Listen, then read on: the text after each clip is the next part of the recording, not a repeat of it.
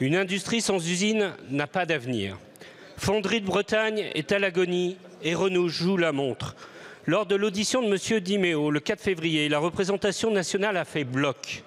Elle l'a questionné, quasi unanime, pour dénoncer son absence de vision et défendre ce site stratégique. Une unité rare, à la hauteur de l'enjeu.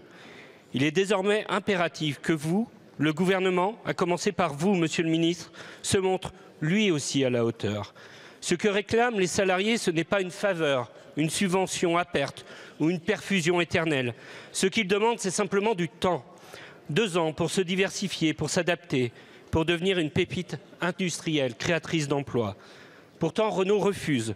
Pire, Renault se cache derrière des contre-vérités. On nous parle de l'électrification qui obligerait à diminuer les volumes de commandes. C'est faux. Les pièces fabriquées sur ce site équipent aussi bien les véhicules thermiques comme électriques. En plus de cette mauvaise foi, Renault joue la provocation, proposant aux salariés une solution indécente. Être délocalisés à 500 km, loin de leurs terres, loin de leurs familles, loin de leurs racines. Cette proposition est insultante. L'État détient 15% de Renault. Vous avez un levier. Vous avez donc une responsabilité. Renault n'a pas hésité par le passé à solliciter massivement la solidarité nationale. Ce sont les impôts des Français qui ont contribué à sauver Renault. Quand on a bénéficié d'un tel soutien, le Made in France doit être une exigence, pas un slogan.